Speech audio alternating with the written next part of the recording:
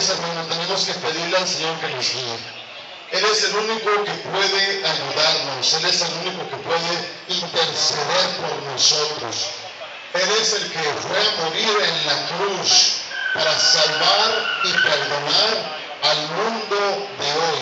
La Escritura dice, porque de tal manera amó Dios al mundo, que ha mandado a su Hijo unigénito para que todo aquel que en Él crea no se pierda, mas tenga la vida eterna.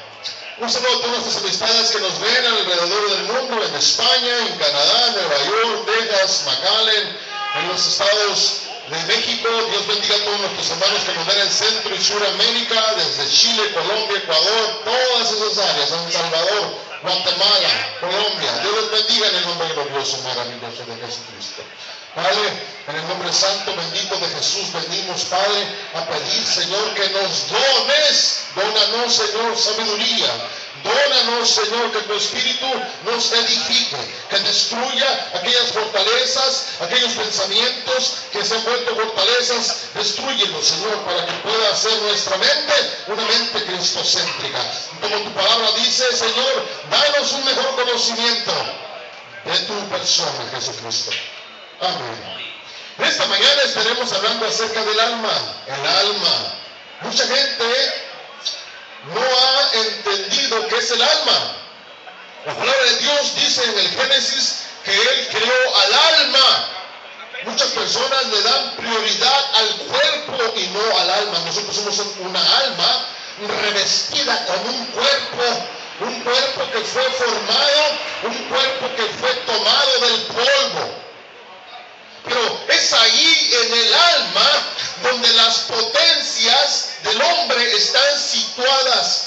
Es decir, que las potencias del alma están situadas en el entendimiento y en el corazón. Por ello la palabra de Dios dice también que del corazón proviene toda la maldad. Provienen los homicidios, orgías, etc. Ahí surgen unas potencias, así como en el entendimiento es una potencia. Ahora, lo que llamamos sensualidad es el anzuelo con lo que el corazón queda atrapado en el error. Haga de cuenta que el pescador avienta con la caña, avienta el anzuelo con carnada. La carnada es la sensualidad. Avienta el pecado, quedamos atrapados con esa sensualidad. ¿Cuántas personas no viven en sensualidad? ¿Cuántas personas no viven en sensualidad y no saben que viven en sensualidad? Porque no saben discernir qué es la sensualidad. Romanos capítulo 16, versículo 18 dice estas palabras. Porque los tales son esclavos no de Cristo, nuestro Señor, sino de sus propios apetitos. Y por medio de palabras suaves y lisonjeras engañan los corazones de los ingenuos. Fíjense bien lo que dice la Escritura. Son esclavos, pero no de Cristo. Hay dos tipos de esclavos: los esclavos de Cristo y los esclavos del pecado, de la sensualidad. Esclavos de la sensualidad. Y los esclavos de la sensualidad no les gusta escuchar la verdad como viene. No les gusta escuchar la reprensión, la corrección, la exhortación. No les gusta escuchar eso. A ellos les gusta escuchar palabras lisonjeras, palabras que engañan, palabras suaves.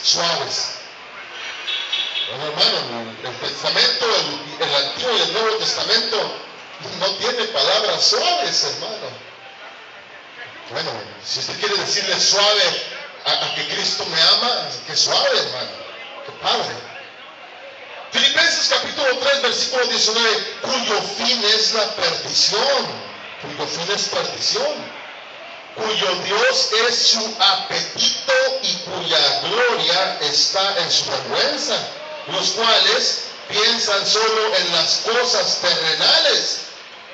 El alma que no está situada en Jesucristo, el alma que no es cristocéntrica, tiene sus intereses solamente en las cosas terrenales, ve solamente para las cosas terrenales, trabaja solamente para las cosas terrenales y tiene un montón de amigos terrenales, porque no sabe discernir entre lo espiritual y lo carnal.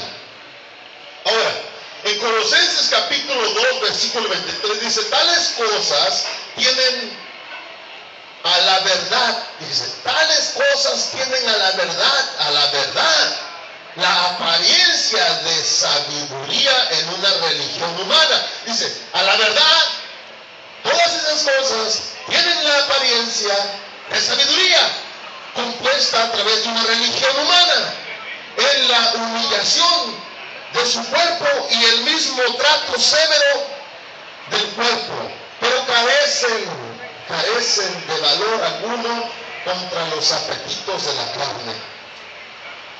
Carecen de valor alguno contra los apetitos de la carne. Ya hemos hablado acerca de los apetitos de la carne y debemos de entender que todo lo que el hombre produce en su pensamiento, en su corazón, va en contra de la Escritura, va en contra de la palabra de Dios. No hay comparación la palabra de hombre con la palabra de Dios. La palabra de hombre es finita, la palabra de Dios es infinita. La palabra de hombre es imperfecta, los pensamientos de hombre son imperfectos, las creencias del hombre son imperfectas. La única manera en la que el hombre puede creer perfectamente es en Cristo. Él es perfecto. Ahora, los que andan en sensualidad siempre andan a ras de tierra, es decir, del suelo no pasan, y se entregan a la sensualidad, porque la sensualidad los corrompe y deprava. La sensualidad es un factor de corrupción y de depravación, con lo que se entregan sin freno a todo vicio e impureza, y finalmente a la voluntad la ponen como servidumbre de la razón, y la sensualidad con libertad para obedecer a la razón, si le parece bien someterse a esa sensualidad. Es decir, amado hermano, que mucha gente vive en depravación, en corrupción, y lo miramos, hermano, de hombres sumergidos completamente en la corrupción, en la depravación. Hay pastores que se presentan en sus púlpitos ebrios, borrachos y quién sabe qué otra cosa más. Hay gobernadores, hermano.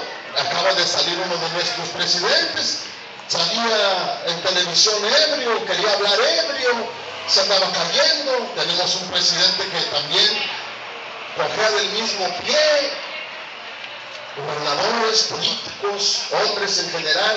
Ahora, ellos no comprenden que con la sensualidad es el instrumento que entrega, ese instrumento entrega al alma, y la entrega para que el alma se conduzca sin frenos a todo vicio e impureza, Por ello miramos, hermano, cuánto vicio e impureza hay, cuánta pobreza hay en el mundo debido a tanta depravación. Y finalmente, esa misma sensualidad conquista la voluntad, y a la voluntad la pone como servidumbre de la razón. Es decir, que la voluntad va a servir a la razón, ya sea que la razón sea una razón torcida, depravada, corrupta, y el entregar la servidumbre de la razón también la entrega con libertad para obedecerla en todo a esa razón. Esto, la verdad, amado hermano, que la palabra de Dios es algo bien hermoso, bien tremendo, pero el discernimiento que hay detrás de la palabra de Dios es mucho, amado hermano, súper enriquecedor. Si la palabra de Dios en sí es súper poderosa, más los misterios de Dios, los misterios que el Señor tiene reservados para dar a conocer para aquellos que le buscan y que se esfuerzan. Romanos capítulo 16, 18 dice, porque los tales, lo vuelvo a repetir, porque los tales son esclavos no de Cristo, sino son esclavos de sus propios apetitos, de su propia sensualidad, de su propia corrupción, de su propio razonamiento. Son esclavos de su manera de razonar, y por medio de palabras suaves y lisonjeras engañan los corazones de los ingenuos. ¿Cuántos ingenuos, cuánta ingenuidad últimamente ha salido, amado hermano? ¿Cuánta ingenuidad no ha salido en el mundo? Y como enfermedades se apoderan del espíritu del hombre, el espíritu del hombre también se enferma. También se enferma el espíritu del hombre. El espíritu tiene también enfermedades.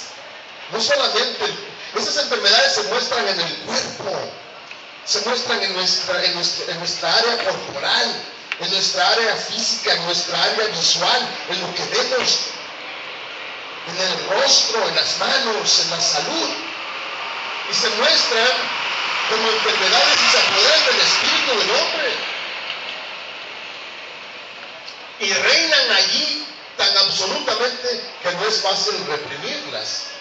No, para reprimir la sensualidad, para reprimir esas enfermedades, tiene la persona que estar convicta de que tiene una enfermedad espiritual. Colosenses capítulo 3, versículo 23 dice: tales cosas tienen a la verdad la apariencia de sabiduría en una religión, en la humillación de sí mismos y en el trato severo del cuerpo, pero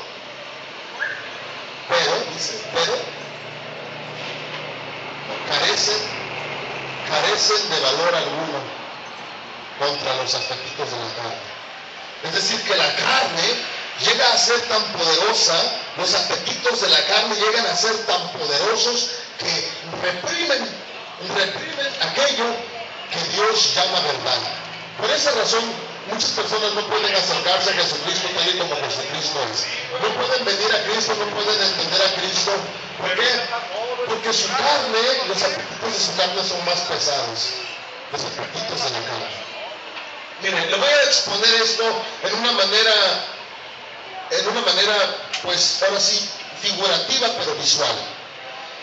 Vamos a suponer que así como un caballo salvaje echa por tierra a su jinete, cuando el jinete monta sobre el caballo salvaje respinga y relincha y tira patadas sin medida. Así el alma del hombre, al dejar de la mano a la razón, termina entregándose a la concupiscencia, la cual se desboca y rompe de todo el freno que el hombre pueda poner. ¿Me explico, hermano? Hay mucha gente que no le gusta escuchar la verdad. Isaías capítulo 30, versículo 10 dice: no nos prediques lo que es correcto, no nos digas lo que es correcto, predícanos bonito, dinos cosas bonitas, no veas visiones. No les gusta escuchar la verdad y se avientan y se jalan y estiran y relinchan hasta que echan fuera a aquel que viene a decir las cosas como son. Ahora, entendemos que la voluntad que depende de la razón, escuchen bien, esto es bien importante, la voluntad que depende de la razón siempre se va a ver solicitada por la sensualidad. Y esto para hacer el mal. Pero lo que no hemos comprendido es cuán debilitada está la razón del hombre a causa del pecado, y que la voluntad se haya sometido o sometida a muchos males y a muchos malos impulsos de la concupiscencia. Nuestra voluntad, cuando no está siendo gobernada por Jesucristo, por el Espíritu Santo, cuando nuestra voluntad no está siendo gobernada, cuando nuestra voluntad no tiene la autoridad de Dios, es decir, que nosotros le hemos entregado toda autoridad a Dios: Señor, te entrego toda la autoridad que yo pueda tener sobre mi vida, entonces yo me vuelvo autoritario contra mi propia vida y estoy desechando al autor de la vida y me estoy apoderando de lo que no es mío. y me estoy dejando llevar y conduciéndome solamente por la razón, por lo que yo encuentro que tengo razón. Pero si entendemos que mi mente, mi razón está pervertida, y mi razón está pervertida por el pecado, porque el pecado todo lo pervierte, el pecado todo lo echa a perder, todo en mí. Pablo decía, miserable de mí, ¿quién me podrá salvar de este cuerpo de muerte?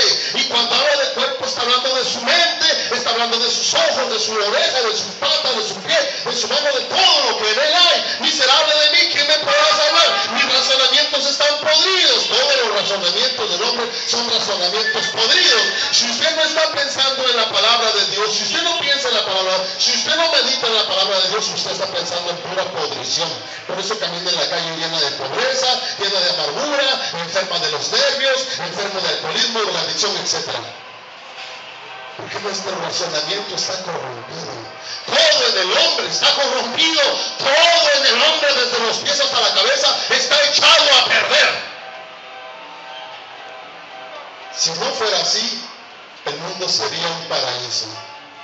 No habría tanta muerte, no habría tanto saqueo, más bien no habría saqueo. El único saqueo que habría es el que está en la Biblia. ¿Se acuerdan de saqueo? Bueno. Entonces entendemos que la concupiscencia, amado hermano, es parte de la sensualidad. Y esta somete, Dios lo bendiga, hermano, y esta somete completamente la voluntad del hombre. Y la acerca, la inclina, la flagela, hacia los impulsos de la concupiscencia. Así como no podemos jamás nosotros hacer ninguna buena obra sin la ayuda de la gracia de Dios. El hombre nunca podrá hacer una cosa buena sin la ayuda de la gracia de Dios, porque vivimos en el tiempo de la gracia. Recuerdo las Escrituras, estamos en un tiempo de gracia, pero ese tiempo de gracia lo hemos desaprovechado, lo hemos corrompido, porque el hombre todo corrompe. El hombre todo corrompe. Esa naturaleza, la misma naturaleza que tiene Satanás, una naturaleza como de niño que agarra un carrito, juega un rato con él, y al rato el carrito ya está desmantelado, ya le quitó una puerta, ya le quitó una llanta, ya le quitó el cofre, ya le quitó una ventana, y quiere ver todo destruye. Es el hombre, hijo. Es la voluntad del hombre como la voluntad de un niño. Tampoco podemos decir, como muchos dicen, que si no ponemos lo que está de nuestra parte, nunca podremos conseguir la gracia de Dios. Hay gente que dice, hagamos nosotros nuestra parte, Dios hará lo demás. Mal pensamiento. Porque esto es decir, para que no todo dependa de la gracia de Dios. Para que todas las fuerzas no sean solo de Dios. Para que no todo sea hecho por el poder divino. Hagamos nosotros nuestra parte. Es preciso que pongamos algo de nuestra parte. Hagamos lo que está de nuestra parte y Dios suplirá lo demás. A nosotros nos compete comenzar, a Dios el terminar. A nosotros ofrecer nuestras fuerzas, nuestro cuerpo, es ofrecer lo que podemos hacer. Él hará lo que nosotros no podamos hacer. Cuando nosotros decimos esos términos, esas palabras, estamos disminuyendo completamente el poder de Dios en nuestra vida. Efesios capítulo 2, versículo 10 dice estas palabras. Dice, porque somos hechura suya, creados en Cristo Jesús, para hacer buenas obras, las cuales Dios preparó de antemano para que anduviéramos en ellas. Yo no estoy preparando esta obra, yo no he hecho esta obra, yo solamente estoy aquí porque Él me ha puesto. Todo lo que sucede en mi vida no lo provoco yo, lo provoca el Señor. Y si hay una habilidad que yo tengo para poder provocar es la de irme al infierno. La única voluntad propia que puedo decir que yo puedo hacer es entorpecer el proceso que Dios está haciendo en mi vida. si yo no entiendo que en mí no hay nada bueno? Entonces yo entorpezco el proceso que Dios está realizando en mi vida. Porque Dios de antemano preparó todas las obras para que andemos en ellas. Nada hay que atribuirle al hombre, nada bueno podemos atribuirle al hombre. Nada, absolutamente nada. Y con esto voy a concluir esta predicación. Claramente vemos, amado hermano, por las citas que acabo de decir, hagamos nosotros nuestra parte, y el amado demás, empecemos a suplicar. Por estas citas que yo acabo de decir, debemos de entender y debemos de ver que estas citas le han atribuido al hombre algo de valor, y también le han atribuido al hombre una falsa virtud, una falsa virtud que va más allá de lo debido. Ahora, como ejemplo, solo he expuesto algunas opiniones según nos pide el tema que nosotros estamos hablando. Pero podríamos encontrar otros términos. Hay muchos hombres que dicen, si yo no estoy ahí, no se hace nada. No, hermanos, usted esté aquí o no esté aquí, algo se está haciendo. Podremos agregar otros términos si la materia lo amerita, pero debemos entender que todas estas opiniones han surgido debido a que el hombre está defendiendo su naturaleza. Pero la naturaleza del hombre es una naturaleza humana, y la naturaleza humana es una naturaleza de pecado. Y también el hombre, cuando defiende su naturaleza humana, está defendiendo el humanismo. Por ello, en estos últimos siglos, en este siglo, en el siglo y medio, pero más en el siglo pasado, surgió la filosofía o la doctrina o teoría del humanismo para poder defenderse. Y es por esta razón que otros han ido poco a poco cayendo de mal en peor, hasta llegar a hacer creer a todo el mundo que el hombre puede llegar a hacer buena vida por sí solo, o buena iglesia por sí solo. El hombre por sí solo no puede hacer nada. Jesucristo dijo, apartados de mí, nada podréis hacer. Para que las cosas se puedan hacer bien en nuestra vida y nosotros podamos disfrutar este corto ciclo de vida, necesitamos hacer las cosas como Dios manda. Necesitamos escudriñar las Escrituras y entender a profundidad cuál es la voluntad absoluta de Dios, cuál es la voluntad perfecta, agradable de Dios, qué es lo que Dios demanda de mí, qué es lo que Dios pide de mí, qué es lo que Dios quiere de mí. Y entonces, cuando entendemos eso, comprendemos que nuestra voluntad debe de estar a la disposición de Dios, y que nuestra voluntad está en peligro si nosotros queremos tomar la rienda de ella, porque la sensualidad nos arrastrará siempre y nos dominará al punto de hacernos esclavos de la carne y no esclavos de Dios. Y al hacernos esclavos de la carne, automáticamente nos hacemos esclavos del infierno y reos del infierno eterno. Esclavos del pecado y esclavos del infierno eterno. Padre, en el nombre glorioso y maravilloso de Jesucristo, danos la sabiduría del entendimiento. Oramos por nuestra nación, por nuestra patria. Bendice a nuestro pueblo. Crea en nuestro pueblo una hambre por querer comer tu palabra, tu pan. Tu palabra dice que tú eres el pan de vida. Una sed por beber el agua. Tu palabra dice que tu palabra es un río de agua viva. Da a este pueblo un corazón dispuesto a conocerte más. En el nombre de Jesucristo, anhelamos que las ventanas de los cielos sigan siendo abiertas, Que tu bendición siga cayendo en tu casa, en Betel. Que tu bendición siga cayendo, Señor. Ten paciencia, Señor. Sé paciente, Señor, con nosotros. Estamos en proceso, estamos en tus manos. Tómanos, transfórmanos, renuévanos, Señor. Aquí está nuestra espalda, aquí está mi espalda. Azótala si es necesario. Corrígela, redargúyela, repréndela, exhórtala, Señor. En Cristo Jesús lo pedimos. Oramos por nuestra patria, oramos por México, oramos por tu iglesia, por Jerusalén. Hay tanto por qué orar, Señor. Tú conoces nuestras necesidades. Toma mi voluntad, no la quiero si tú no la gobiernas. Toma mi voluntad, Señor, no la quiero si tú no la estás gobernando. Te entrego, Señor, en totalidad mi cuerpo, mi mente, mi alma. Oro por tu casa, Señor, por tus siervos, en Cristo Jesús. Amén.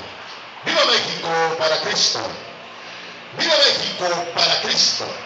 ¡Viva México para Cristo! Te hermano y amigo, hermano. ¿Sabes, hermano? Hay un mal muy feo en el mundo, un anciano.